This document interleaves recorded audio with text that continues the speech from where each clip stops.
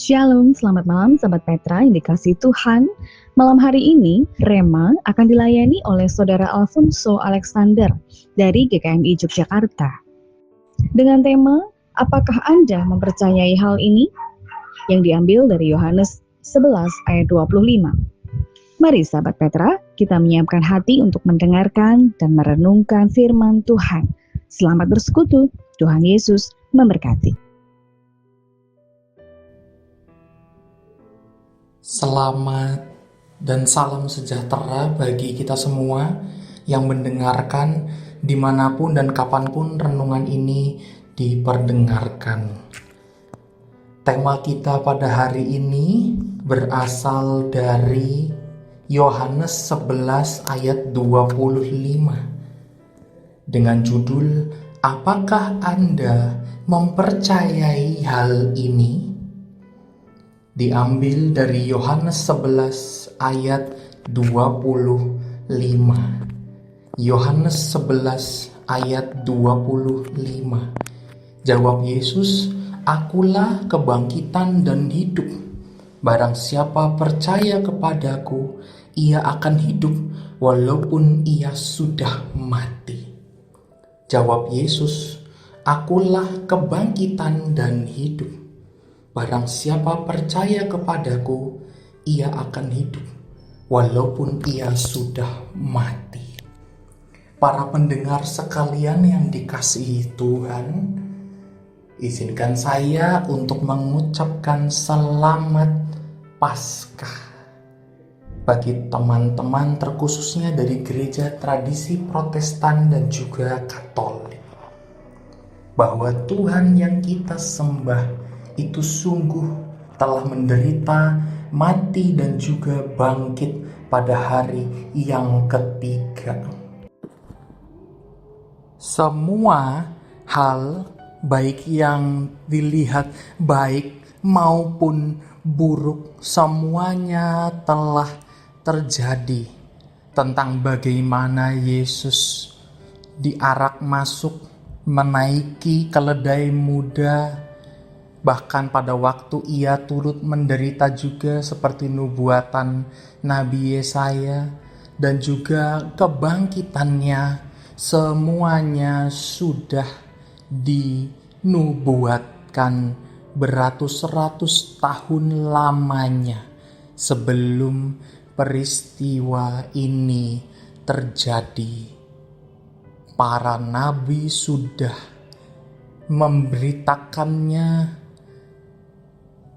tetapi didapati bahwa tidak sedikit, bahkan boleh dibilang nyaris tidak ada yang mampu untuk memahami dan juga mengerti ini. Bahkan kita bisa temukan dalam Injil Sinoptik tentang bagaimana Petrus ketika mendengar Yesus berkata soal bagaimana ia akan menderita, bahkan sampai memohonkan supaya hal itu dijauhkan dari sang guru tersebut. Ada yang bilang karena tidak terbayang hal senestapa itu terjadi pada orang seluhur guru kita Yesus Kristus. Ada juga yang mengatakan bahwa itu adalah reaksi yang impulsif, yang bertindak dulu baru berpikir dari Petrus. Dan tidak jarang Bapak Ibu sekalian, para pendengar yang dikasihi Tuhan, kita mengecam, kita juga bahkan berkata buruk soal apa yang dilakukan oleh Petrus. Tetapi kemudian pertanyaan yang lebih mendasar muncul. Apakah kita mempercayai hal ini? Apakah kita mempercayai hal ini? Sebab Bapak Ibu sekalian yang dikasihi Tuhan, bila kita memang sungguh-sungguh mempercayai ini, tentunya kita tidak akan menganggap ibadah Jumat Agung ini, ibadah perayaan Paskah ini, sebagai rangkaian menutup ini sebagai suatu ibadah yang biasa atau ibadah yang ada sedikit tambahan ekstranya, tidak seperti ibadah-ibadah yang lainnya. Tentunya tidak akan kita beranggapan seperti itu. Bahkan lebih lanjut lagi, kita tentunya tidak akan meremehkan pengorbanan yang dilakukan oleh Tuhan kita, yang di dalam tugasnya melaksanakan kehendak Bapa, Ia juga turut menyelamatkan kita sekalian yang seharusnya dihukum, yang seharusnya dinista, kita sekalian yang harusnya mati mengenaskan, digantikan oleh Sang Anak, digantikan oleh Tuhan kita Yesus Kristus. Dan seperti nubuatan para nabi, Tuhan kita pun juga turut bangkit, bahwa sejatinya di dalam kita seharusnya juga muncul pengharapan yang baru, di mana kita yang bergumul karena dosa dan bergumul untuk melepaskan diri dari dosa, itu juga semakin dikuatkan. Tetapi bagaimana kalau kita melihat realita di depan mata? Bukankah kita sering mendapati diri kita melakukan dosa yang kita sadari ataupun tidak? Bukankah kita juga tidak jarang melihat betapa besarnya suatu kesulitan itu yang muncul ketika kita memutuskan untuk mengikuti kehendak Tuhan, bagaimana maunya Allah Bapa? Bukankah seperti itu realitas yang kita lihat? Para pendengar sekalian yang dikasihi Tuhan, kita kembali juga turut mengingat bahwa Yesus juga semasa pelayanannya mengalami berbagai macam kesulitan, dan tentunya tidak semuanya tercatat di dalam kitab suci. Bagaimana para pengikutnya datang dan pergi, bagaimana ia melihat orang-orang yang seharusnya bisa mau bertobat memilih untuk pergi, entah karena elemen-elemen dunia seperti harta, tahta, dan lain-lain, ataupun juga karena ikatan 1, 2, 3 hal lainnya. Berbagai macam kesulitan juga turut dialami. Dan Bapak Ibu pendengar sekalian yang dikasihi Tuhan, muncul juga kemudian pertanyaan di dalam diri kita. Apakah kita sungguh mempercayai hal ini? Sungguhkah kita percaya akan Yesus yang menderita di salib kemudian bangkit? Sebab mempercayai itu bukanlah perkara yang mudah. Mempercayai itu artinya adalah kita harus memikul salib. Kita harus menyangkal diri kita.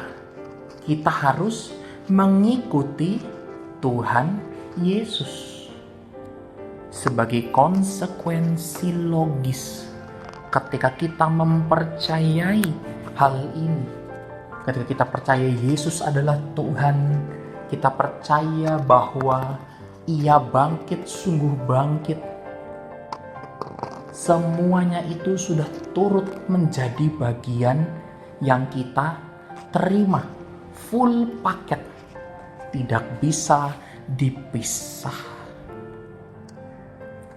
Para pendengar sekalian yang dikasihi Tuhan,